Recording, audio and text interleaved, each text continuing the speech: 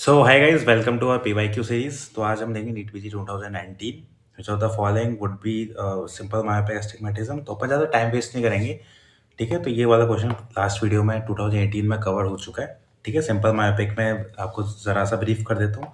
-1 डायप्ट्रिक 180 degree पर 90 जोड़ देंगे तो यहाँ पे आएगा, यहाँ जीरो रहेगा। इसको सिंपल मायोपिक बोलते हैं। अगर एक जीरो हो तो सिंपल मायोपिक है, ये कंपाउंड मायोपिक हो जाएगा, ठीक है। Treatment of ptosis caused by Horner syndrome is, ये बहुत इंपॉर्टेंट क्वेश्चन है कि अगर हॉर्नल सिंड्रोम की वजह से टॉसिस का ट्रीटमेंट पूछ रहा है तो उसका फैसिनेटल सर्वेट ऑपरेशन होता है, ठीक है, ठीक है। और अगर आपको बोले कंजेनाइटल टॉसिस है तब फ्रंटालिस स्लिंग की वजह होता है कंजेनाइटल टॉसिस में, ठीक है। ध्यान रखना। Not true about retinitis pigmentosa is, तो रेटिनाइटिस पिगमेंटोसा का ट्रायड होता है रेटिनल पिगमेंटेशन, पेल वास्कुलिटिस और नैरोइंग ऑफ आर्टेरियोल्स या फिर वेसल्स, ठीक है। ईआरजी नॉर्मल नहीं होता है, ठीक है। तो दिस इज, और मैंने आपको 2024 का एक पीवाईक्यू सीरीज अगर जब भी आप देखो तो रेटिनाइटिस पिगमेंटोसा का मैंने आपको एक कैरेक्टरिस्टिक फिगर्स इमेज दिखाई थी, जो हमेशा ये इस तरीके से क्वेश्चन आएगा। नेक्स्ट क्वेश्चन तरफ चलते हैं। 45-year-old patient comes with progressive weakness as day progress, found to have antibodies against nicotinic acetylcholine receptor, which of the most common ocular finding is ptosis, and this का नाम क्या है? Myasthenia gravis. Medicine में पढ़ा है बहुत अच्छे से, न्यूरोलॉजी में, ठीक है। Patient with history of trauma, diplopia epistaxis, CT scan में आप देख ही सकते हो, इन्फीरियर वॉल डैमेज है।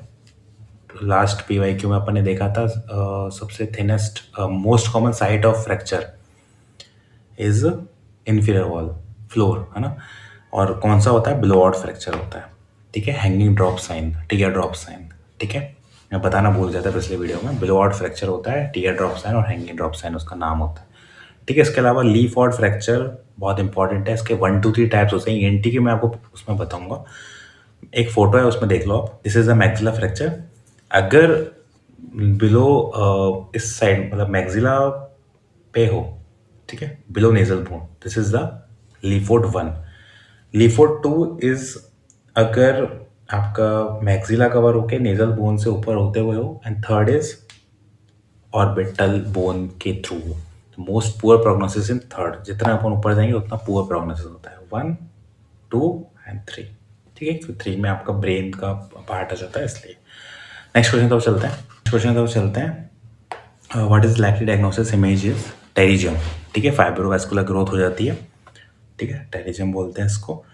और इसका एक बहुत कैरेक्टरिस्टिक एक क्लिनिकल फाइंडिंग है इसका, मुझे कमेंट में बताना। चलो मैं बता देता हूँ। एस्टिग्मेटिज्म विद द रूल, ये क्वेश्चन पूछा जाएगा विद द रूल, ठीक है। Against the rule, with the rule, WTR ATR, है ना। अगर आपको जानना हो उसके डीप, इसके बारे में डीप विद द रूल और अगेंस्ट द रूल, तो मुझे कमेंट करके बता देना, अभी इतना जरूरी नहीं है इसमें। और इसमें सर्जरीज होती है, रिमूवल ऑफ दिस होता है। इसके अलावा एक परफेक्ट करके एक सर्जरी होती है, परफेक्ट बोलते हैं, ठीक है। इसका फुल फॉर्म कमेंट करके मुझे बताना प्लीज़, मुझे पता चलेगा ताकि आप भी एक्टिवली इन्वॉल्व हैं कि नहीं है। गूगल करना, चैटजीपीटी करना, जो भी करना, मुझे इसका फॉर्म चाहिए। नेक्स्ट क्वेश्चन तो चलते हैं। Following statement is false regarding accommodative esotropia. Esotropia का मतलब इनवर्ड, एक्सोट्रोपी मतलब आउटवर्ड, ठीक है। तो most common type of squint होता है। Miotics are used as treatment strategies, high AC/A ratio, बिल्कुल सही बात है। Associated with high myopia, refractive can be fully gated by spectacles, बिल्कुल हाई मायोपिया नहीं होता, हाइपरमेट्रोपिक होते हैं। हाइपरमेट्रोपिक क्या करते हैं? बेसिकली अकोमोडेशन का ज़्यादा यूज़ करते हैं। इनमें जो एम्पलीट्यूड ऑफ अकोमोडेशन होता है ना, एम्पलीट्यूड ऑफ अकोमोडेशन वो ज़्यादा होता है। इस वजह से क्या करते हैं कि वो सबसे लेट में पता चलता है। मायोपिक को तो दूर से नहीं दिख रहा, लेकिन हाइपरमेट्रोप्स को फॉर विजन तो ठीक होता है, इनका नियर विजन में दिक्कत होती है। तो वो कोशिश करते हैं अपने अकोमोडेशन पावर को, सिलियरी मसल्स को इतना यूज़ कर लेते हैं जिससे उनकी आंखें यंग एज में, जो बच्चे होते हैं, बच्चों का इतना हाइपरमेट्रोप्स होते हैं वो, तो वो उनकी आंखें इसोट्रॉपिक हो जाती हैं। तो इस स्पेक्टिकल से सही हो, चश्मे से सही हो सकता है, लेकिन हाइपरमेट्रोप्स होता है, ठीक है। रेटिनोब्लास्टोमा का फॉलोइंग ट्रीटमेंट, रेटिनोब्लास्टोमा VEC, ध्यान रखना, VEC में कंफ्यूज मत हो जाना। VEC यहाँ भी है, एक ऑप्शन, एक मैंने GT में क्वेश्चन किया था, उसमें VEC दो हो गए थे, मैं VEC याद कर लिया था, अब दोनों ऑप्शन में VEC हो गया, मैं कंफ्यूज हो गया था। तो विनक्रिस्टिन और विनब्लास्टिन, हाँ। तो इन दोनों में कंफ्यूज हो गया था मैं कि विनक्रिस्टिन है या विनब्लास्टिन है, तो क्रिस्टिन था ना, विनक्रिस्टिन, कार्बोबिलेटिन इटोपोसाइट। ठीक है, नेक्स्ट क्वेश्चन।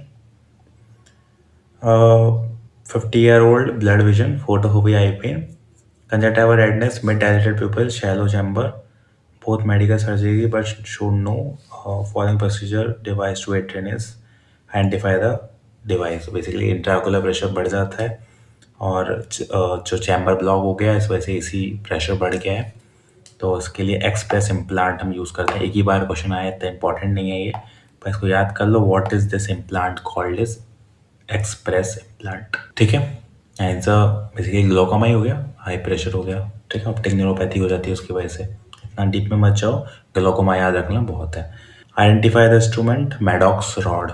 ठीक है, मैडॉक्स रॉड।